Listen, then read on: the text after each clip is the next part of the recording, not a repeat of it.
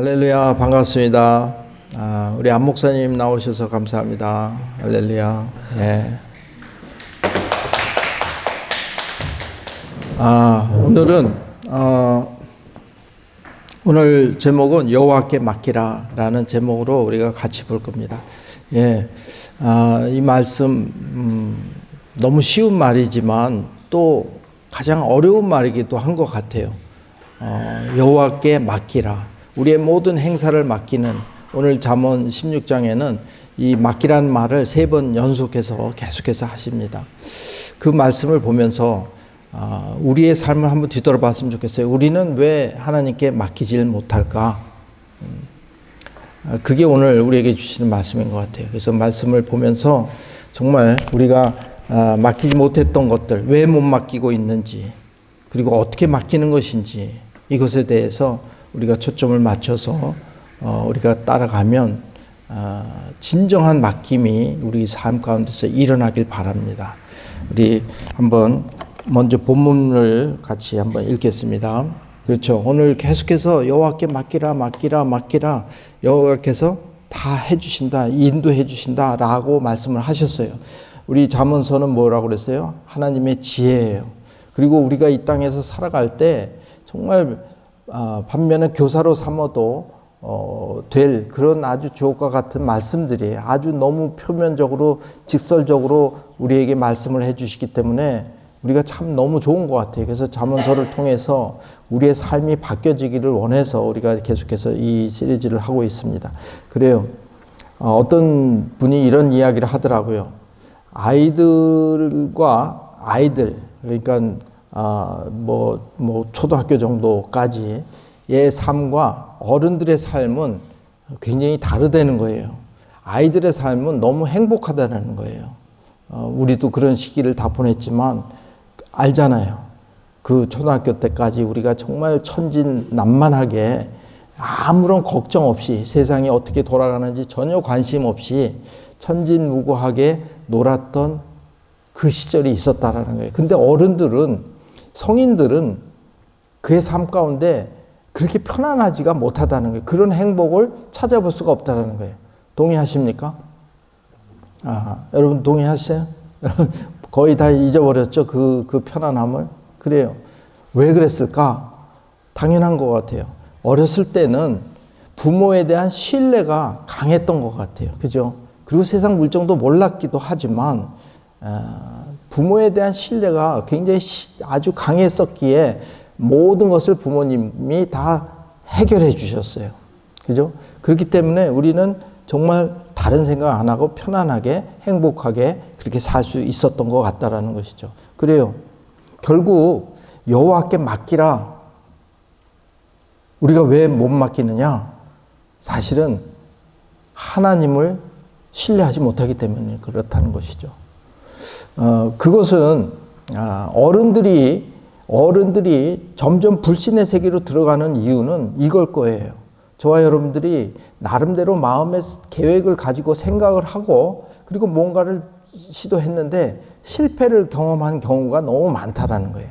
우리의 기억에는 그 실패에 대한 좌절감 때문에 우리는 우리 자신을 사실은 신뢰하지 못하는 거예요.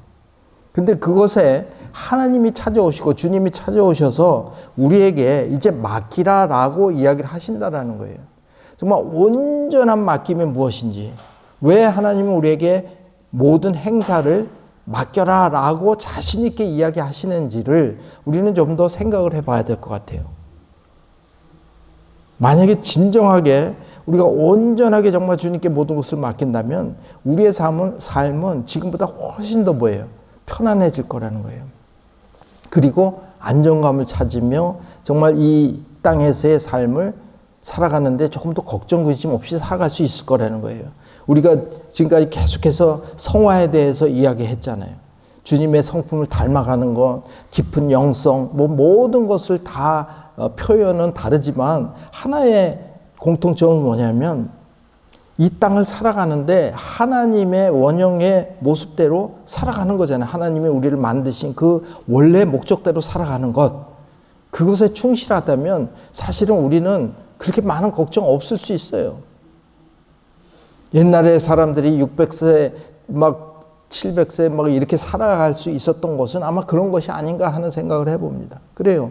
그 걱정 없이 자기의 온전한 어떤 하나님의 그 하나님을 신뢰하는 믿음으로 살아간다면 우리의 삶이 굉장히 안정권에 들어가고 아주 편안한 삶을 살 수 있지 않을까 생각합니다. 자, 그렇다면 오늘 말씀을 통해서 몇 가지만 같이 한번 살펴보기를 원합니다. 자, 우리가 왜 맡겨야 되느냐? 그리고 또 다르게 얘기하면 왜 맡기지 못하고 있느냐라는 것을 한번 살펴보면, 첫째는 하나님은 우리의 마음을 꿰뚫어 보신다라고 이야기를 하고 있어요. 오늘 본문에 보면 사람의 행위가 자기 눈에는 다 깨끗하게 보여도 여호와께서는 그 마음을 꿰뚫어 보신다라는 말을 바로 맡기라라고 하고 나서 바로 말씀하셨다라는 거예요. 왜 그랬을까? 사실 우리가 끊임없이 우리 가운데 계획을 세웁니다. 그리고 그것을 하나님께 맡기지 못하는 첫 번째 이유 중에 하나는 우리의 의도를 숨기기 위해서인 것 같아요. 그죠? 여러분 아마 그런 경험이 있을 거예요. 우리가 어떤 것을 제안할 때, 사람들을 이끌어갈 때, 지도자로서 어떤 일을 이끌어갈 때 자기의 의도를 숨기고 사람들을 이끌어가는 그런 경우가 가끔 있다라는 거예요. 근데 하나님은 어떻게 아신다고요? 마음의 중심까지도 헤아리신다라고 이야기했어요. 히브리서 4장 12절에 보면 하나님의 말씀 살아있고 힘이 있으며 양날선 어떤 칼보다도 더 예리해 혼과 영과 관절과 골수까지 찔러 쪼개기까지 하며 마음의 생각과 의도를 분별해 냅니다라는 거예요. 여러분 우리 전 세계의 사법 시스템을 봅시다. 사법 시스템 완벽하지 않잖아요. 그 사람의 의도까지도 알 수 있다면요, 완벽한 사법 시스템이 될 거예요. 그래요. 근데 그 이야기를 하는 이유는 우리가 다 같이 나중에 부활했을 때 하나님 앞에 나아갔을 때 우리의 행위를 정말 펼쳐놔 주실 거라는 거예요. 파노라마처럼 펼쳐놔 주시고 그때 모든 우리의 부끄러웠던 것들이 다 드러날 수밖에 없는 그 시간이 반드시 온다라는 거잖아요. 우리가 하나님한테 맡기는 것은 뭐냐면 어떻게든지 그 나의 숨겨진 의도를 누군가가 모르게 하면서 그것을 이루려고 하는 그런 어리석음 때문에 우리의 삶이 고통으로 점철되어지는 것 같아요. 그렇기 때문에 오늘 이 말씀을 우리는 기억해야 될 줄로 믿습니다. 여호와께서는 그 마음을 꿰뚫어 보신다. 이것은 어떻게 보면 전지성이에요. 전지성, omniscience. 이 맡겨야 되는 이유는 하나님의 이 전지성에 있다라는 것을 꼭 기억하세요. 아멘. 여러분 맡기실 수 있어요, 없어요? 아멘은 안 하시고 동의는 못 하시고 그냥 상식적으로는 알 수 있겠다. 저도 그랬어요. 그런데 이제는 좀 바뀌어졌으면 좋겠어요. 여러분 하나님의 전지성을 믿으십니까? 그는요 정말 모든 것을 알아요. 이 지구상에서 일어나는 그 모든 것도 다 알고요, 우리의 숨은 의도까지도 다 알고 계시다는 거예요. 그저께 어떤 드라마를 봤는데 사법권을 갖고 있는 경찰이 자기의 의도를 숨기고 피해자를 범죄자로 만드는 그런 어떤 그걸 뭐라고요? 응? 백설공주가 그거예요? 난 백설공주는 안 봤는데 좌우지간 그런 사건들이 비일비재한 것 같아요. 그죠? 믿게 보이잖아요. 형사들한테 믿게 보이면 없는 죄도 만들어서 씌워서 감옥에 보내잖아요. 그런 영화들을 보면서, 그런 드라마를 보면서 우리는 분개합니다. 그리고 그들의 삶은요, 사실은 그거에 대한 대가를 반드시 받을 수밖에 없다라는 것. 그것을 우리는 기억해야 될 줄로 믿습니다. 그래서 믿는 자들이라면 여러분 여호와께 맡기라라고 하는 것은 저는 그렇게 생각해요. 우리의 모든 것이 순수하기만 하다면 하나님께서 반드시 응답해 줄 줄로 믿습니다. 우리의 이 숨은 이익을 추구한다면 하나님이 응답하지 않을 수 있어요. 그렇지만 우리가 정정당당하게 그리스도인으로서 정말 양심에 꺼리낌 없이 하나님께 요구한다면 하나님께서는요 반드시 들어주실 줄로 믿습니다. 그것이 우리가 하나님께 맡겨야 되는 첫 번째 이유예요. 그의 전지성을 꼭 기억하시기를 바랍니다. 두 번째, 맡겨야 되는 이유는 악도 하나님이 사용하시기 때문이다. 이거는 전능성에 대한 이야기인 것 같아요. 오늘 본문에 보면 여호와께서 모든 것을 그 쓰임에 맞게 지으셨으니 악인들은 재앙의 날에 쓰일 것이다. 보세요. 심지어는 악인들까지도 하나님께서 침묵하시는 이유는 쓰시는 거예요. 성경에 그 많은 악인들이 나옵니다. 그럼에도 불구하고 그들이 천벌을 받고 무슨 벼락을 맞아서 그 자리에 즉사하거나 이러지 않나요? 그런 모습을 보면서 우리는 때때로 좀 분개했던 기억이 있을 것입니다. 그러나 하나님은 그 모든 악을 사용해서라도 하나님의 선한 뜻을 이루시는 줄로 믿습니다. 이것이야말로 전능성이에요. 전능성. 하나님이 전능하신 분이세요. 그렇기 때문에 하나님은 실수가 없으시다는 거예요. 그러니까 우리의 인생에서 어떠한 일들이 일어날 때 하나님 이것 좀 고쳐주세요. 이것 좀 피해주세요. 피하게 해주세요. 이런 말들이 너무나 많이 나올 수 있어요. 그러나 만약에 하나님의 전능성을 믿고 전지성을 믿는다면 그것조차도 사실 우리가 수용할 수 있지 않을까 저는 그런 생각을 해요. 그래요.